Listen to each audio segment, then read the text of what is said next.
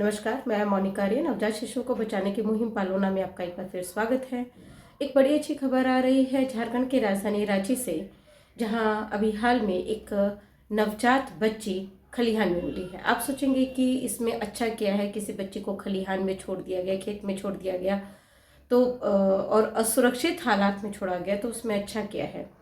इसमें अच्छा है, और जब आप ये पूरी घटना जानेंगे तो आपको समझ में आएगा कि मेरा इशारा किस तरफ है। ये जो घटना है झारखंड की राजधानी रांची की, ये हमसे शेयर की थी रांची की ही एक बहुत ही सक्रिय समाजसेवी अनूप पोद्दार जी ने।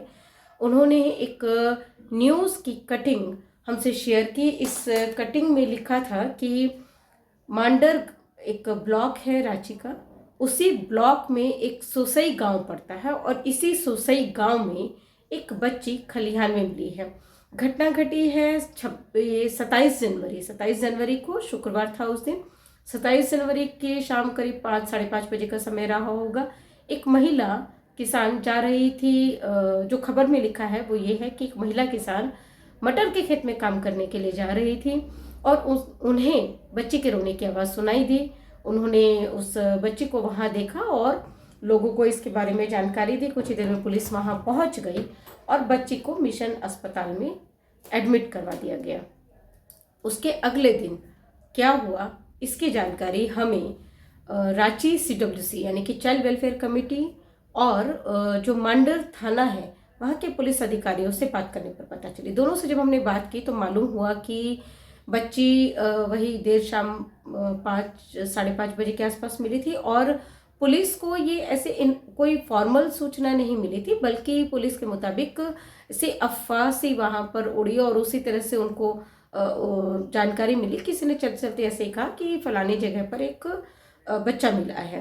पुलिस जब वहाँ पर गई, पुलिस की टीम वहाँ गई। खुद थाना प्रभारी जो थाना प्रभारी है मांडर थाने के, सब इंस्पेक्टर विनय यादव जी, वो खुद अपनी टीम के साथ वहाँ पर पहुँचे। उन्होंने देखा बच्ची उस वक्त भी वहीं ज़मीन पर ही उसको लिटाया हुआ था। बच्ची को मतलब जिस हालत में छोड़ा गया होगा बच्ची उसी हालत में होगी। लोग वहाँ पे जमा ज़रूर हुए होंगे, लेकिन किसी ने बच्ची को उठाया नहीं, जैसा कि हमें वहाँ थाने से पता चला। पुलिस ने ही बच्ची को उठाकर वहाँ के मिशन अस्पताल में एडमिट करवाया। क्योंकि देर हो गई थी और नवजात शिशु का मसला था, इसलिए उस दिन चाइल्ड वेलफेयर कमेटी रांची ने बच्ची को रांची नहीं बुलवाया। कुछ उस तरह के संसाधन मौजूद नहीं रहे होंगे। नेक्स्ट डे यानी कि अगले दिन शनिवार को जब 28 जनवरी थी, उस दिन बच्ची को यहाँ रांची में बुलवा लिया गया। रांची CWC की मेंबर अरुणा जी से हमने बात की। उन्होंने बताया कि बच्ची पूरी तरह से स्वस्थ है। पुलिस और CWC दोनों का यही कहना था कि बच्ची को किसी भी तरह की कोई चोट नहीं है, ना किसी कीड़े ने उसको खाया, और सौभाग्य से जानवर के पहुंचने से पहले बच्चे पर उन महिला की नज़र पड़ गई। उन्होंने बच्ची के रोने को सुन लिया और बच्ची को बचा लिया गया।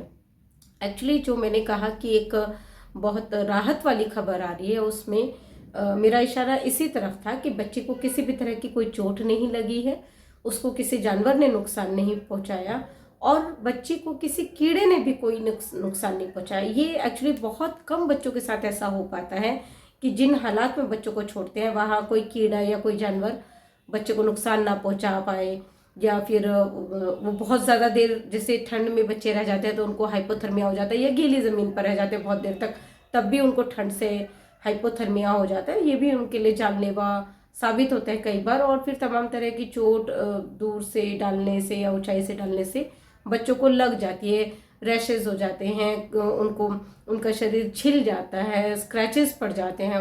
बहुत मासूम से तो होते ही हैं ये बच्चे। इस बच्चे के मामले में अच्छी बात ये थी कि बच्चे को किसी भी तरह की ना कोई चोट थी, ना कोई स्क्रैच था, ना ही किसी भी तरह का कोई रैश था बच्ची के शरीर पर। किसी कपड़े में ही लपेट के उसको वहाँ छोड़ा गया था। और शायद ये एक संभावना है, हो सकता है कि जिन्होंने बच्चे को वहाँ छोड़ा हो वो ये जानते हो कि वहाँ से अभी मतलब वहाँ पर काम होगा, खेत में लोग काम करेंगे, और इसीलिए उन्होंने इस ऐसी जगह पे बच्चे को छोड़ दिया हो जहाँ से कि बच्ची का रोना भी कोई सुन सकता है या फिर बच्ची पर किसी की निगाह पड़ सकती है। तो बच्ची फिलहाल रांची CWC के संरक्षण में है पूरी तरह से। और जिन्होंने बच्ची को वहाँ छोड़ा उनसे मैं सिर्फ एक बात कहना चाहूँगी और उनके ज़रिए आप सबसे और उन लोगों से भी जिन तक अगर ये वीडियो पहुंच रहा है तो वो इस बात को जाने कि भारत सरकार की पॉलिसी है सेफ सरेंडर। जिन्होंने बच्ची को इस तरह से अनजान जगह पे छोड़ा, उन्होंने अनजाने में ही एक अपराध कर दिया। उन्होंने खुद को आईपीसी 317 का दोषी बना लिया। जेजे एक्ट सेक्शन 75 के तहत आज वो दोषी हैं। इसलिए कि एक बच्चे को इस तरह से बिना किसी निगरानी के, बिना किसी के प्रोटेक्शन के यूं अबंडन कर देना, यूं छोड़ देना, ये कानूनन अपराध है। बच्चे के साथ कुछ भी हो सकता था, इसलिए इसको वो चाहते तो बच्ची को सेफली सरेंडर कर सकते थे। सीडब्ल्यूसी के हाथों में, रांची सीडब्ल्यूसी से संपर्क कर सकते थे और बच्ची को सुरक्षित लाकर उनके हाथों में दे सकते थे। तब बच्ची से अलग होने का जो उनका इरादा था वो भी पूरा हो जाता और वो कानून की नज़र में भी दोषी नहीं होते।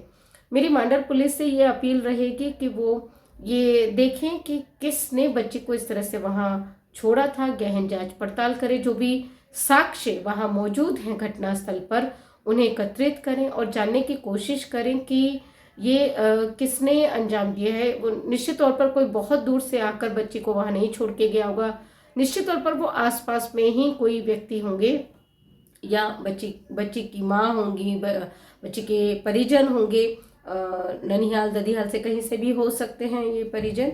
बच्ची कितने दिन की है जानना भी बहुत ज़रूरी है। जब हमने बात की थी इस बारे में सीडब्ल्यूसी और पुलिस से, तो तब तक उनके पास इसकी कोई जानकारी नहीं थी। डॉक्टर्स ने उस तरह से तब तक बच्ची का जांच परीक्षण नहीं किया था। लेकिन ये होता है, आमतौर पर डॉक्टर्स बता देते हैं कि बच्ची कितने दिनों की है या कितनी देर पहले बच्ची का जन्म हुआ है। तो वो भी एक इम्पॉर्टेंट रोल प्ले कर सकता है ये पता करने के लिए कि बच्ची को वहाँ पर किसने छोड़ा है। तो इस मामले में पुलिस से एक मेरी अपील ये भी रहेगी कि वो आईपीसी 317 और जेजे एक्ट सेक्शन 75 के तहत केस दर्ज ज़रूर करे। और अगर पुलिस उन लोगों तक पहुँच पाती है जिन्होंने बच्ची को वहाँ छोड़ा है, तो वो उसको सबके सामने भी लेकर आए और जो रीजंस रहे हैं बच्ची को इस तरह से छोड़ने के, उनके बारे में भी ज़रूर पीसी करे या मीडिया के ज़रिए वो बात आम लोगों तक पहुंचाए। और इसके साथ ही उसमें सेफ सरेंडर के बारे में भी पूरा विस्तार से बताया गया हो कि क्या है सेफ सरेंडर, ताकि लोगों को सेफ सरेंडर के बारे में ज़्यादा से ज़्यादा लोगों को पता हो और वो इस तरह के अपराध को, इस तरह के कृत्य को अनजाने में भी अंजाम देने से पहले बचे, इस तरह के अपराध को अंजाम ना दें। इसी बात के साथ मैं इजाज़त लेती हूँ। नमस्कार।